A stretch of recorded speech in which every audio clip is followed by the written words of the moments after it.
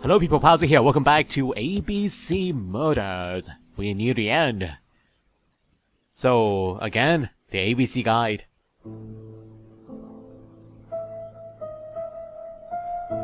Churston, Devon, population 500 inhabitants. Hourly of trains. London, Churston.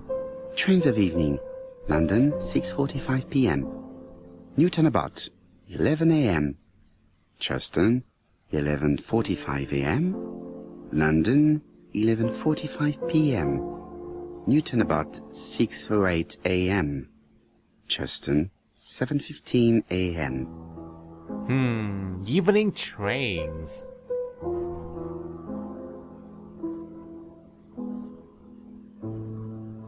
Hastings' photo album. He is very proud of his bag. You know, I've done this before. It's 2 points. So, why am I doing that again?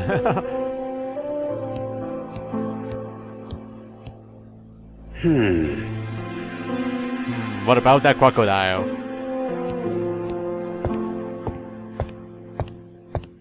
Okay, it's probably the last time we can check on the mirror.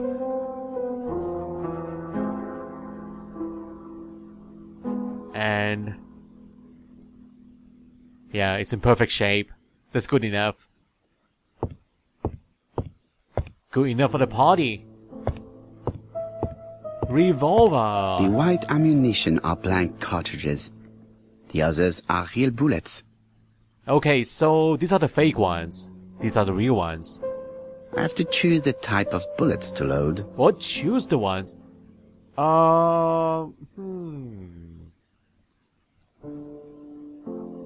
I can just use scare tactics. Use the fake ones instead. Let's not cause real harm. Fake ones. The revolver is loaded with real bullets. I still have time to choose blancs. What? I thought you said the white ones are fake. Did I hear it wrong? The revolver is loaded with blancs. I still have time to choose real bullets. Really, I can choose between the real ones and the fake ones. Man. Which one should I choose? Is this a life or death situation or what? Is this a life and death situation or what? I don't know what to choose. The white ammunition are blank cartridges. The others are real bullets.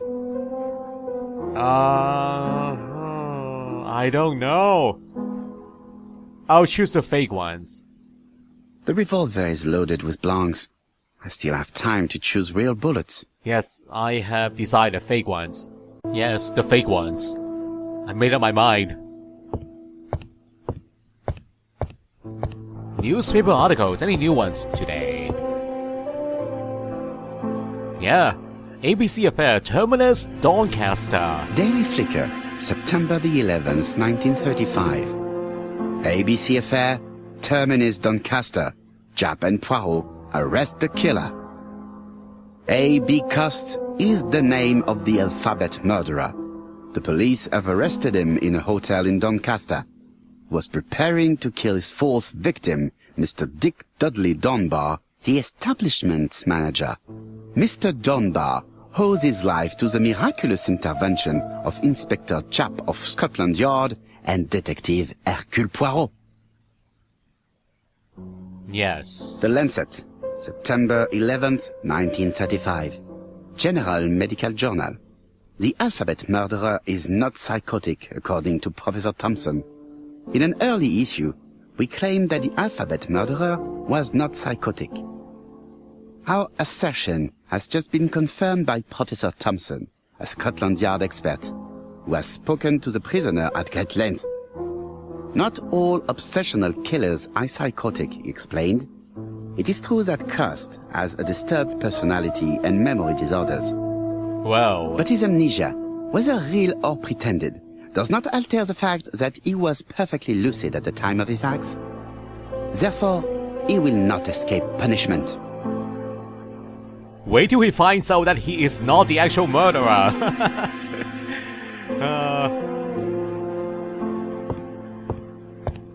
Okay, now what else? The fan? Yeah.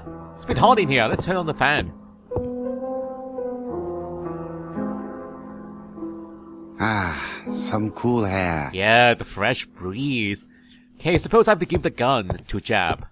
Oh, not Jab, but Hastings. Kinda messed up. What about telling me what you have in mind? Yes. Surtout pas. You wouldn't be able to play your role. Wait one moment, I will bring you my weapon. Yeah, be patient, Hastings. Here you go. It's your weapon. My revolver is loaded. I now have to give it to Hastings.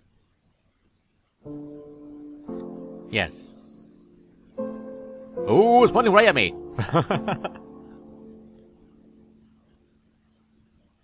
Even though they are blanks, they can still do some harm. These blank cartridges. Blank bullets.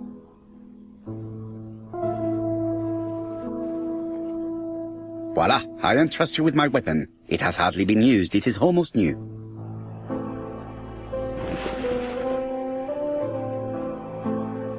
Yeah, be careful, Hastings. Hope you're good with the weapon. Hey, we didn't even tell him that they are blanks. Oh, telephone.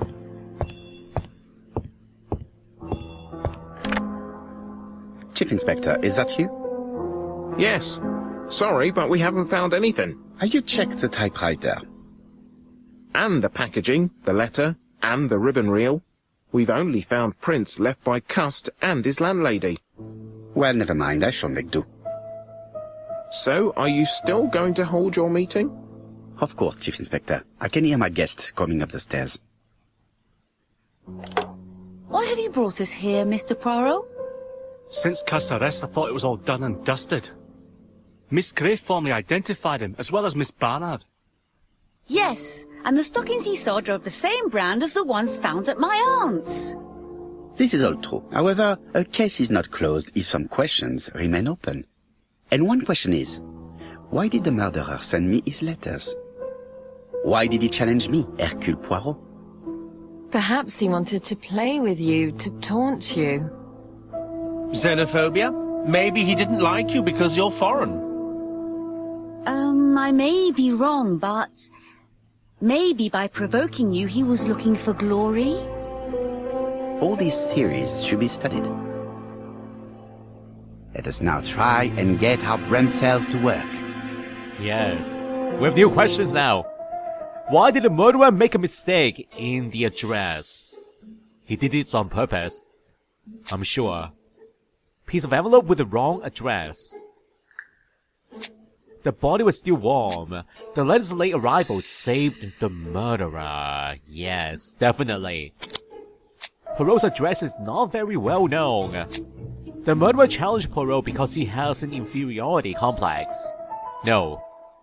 The murderer challenged Poirot for glory. No. The error in the address caused the letter to be delivered late, of course. Yes. The murderer challenged Poirot out of xenophobia. The murderer always warned Poirot about his murders, but this time is different. The mistake is intentional. Yes. Why did the killer send his letters to Hercule Poirot? It's because Poirot's address is not very well known? Yes. Is everything clear now? You might like to explain your reasoning again. Of course. First of all, remember that the murderer made it a rule to always post his letter before the murder. He never digressed from that rule. However, in Churston, he encountered a problem. The village has only 500 inhabitants. With advance warning, it would be easy to arrest him. Therefore, the murderer delayed his letters deliberately with the wrong address. The plan wouldn't have worked if he'd sent it to Scotland Yard or the papers because everybody knows their addresses. The mistake would have been corrected and the letter would have been on time. That is why the murderer chose me as the recipient. Because for his plan to succeed, it was necessary for at least one of the letters to have a wrong address and get lost. It was very cunning. Absolument. It is a very subtle plan. It matches the profile we have drawn up of him perfectly. That of an intelligent, daring and calculating murderer. But that's not how you describe Cust. You are quite right, mademoiselle. Like you, I find it hard to believe that this dull character is the clever murderer we are looking for. Do madmen... I mean, if he's mad, he might have two very different sides. No doubt. But the murderer is not mad. All the specialists agree that he does not have the profile of a psychopath. But if Cust is not guilty, how do you explain his presence at the scene of the crimes? Mr. Clark, the answer to your question is in the medical records of your brother's patients. Documents which Cust most certainly did not have access to. Let us now try and get our brain cells to work. What do we know about Cust? Well, we know that he is a patient. He was Carmichael's patient. He tries to overcome his travel sickness by traveling often by train. He is easily influenced. Yeah, deeply. He buys newspapers that report on the case. He wanted to see the crime scenes. Alice Asher and Betty Bernard are in Dr. Clark's medical records. And Cust was door-to-door salesman. It is a coincidence that he went to the victim's house. It is not coincidence.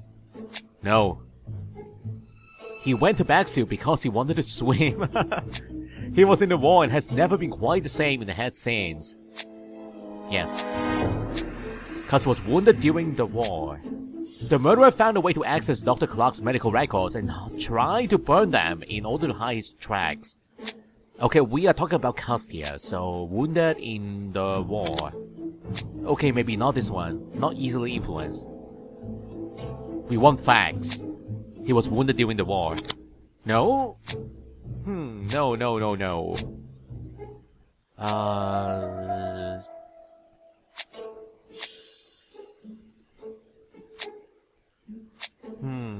Okay, if not the war topics, then,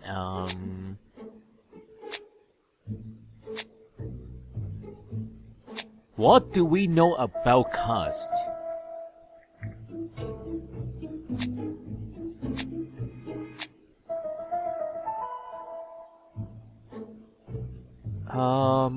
Found a way to access the medical records. But the question is about Cust. About him alone, easily influenced. And try to overcome his travel sickness. No?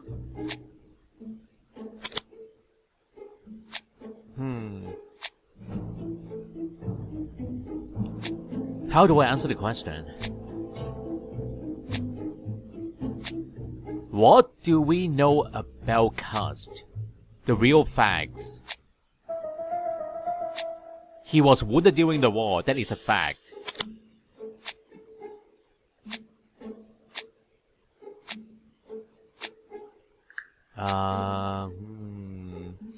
He buys newspapers that report on the case. No, this is a tough one. Oh, that one.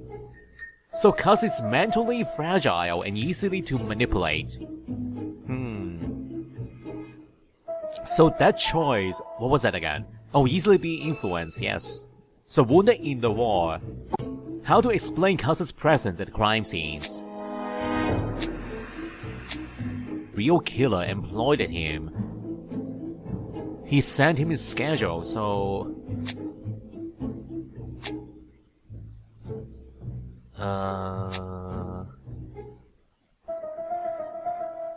Alice Asher and Betty Bernard are in Dr. Clark's medical records. And the murderer found a way to access the records. Aha! Cust was manipulated.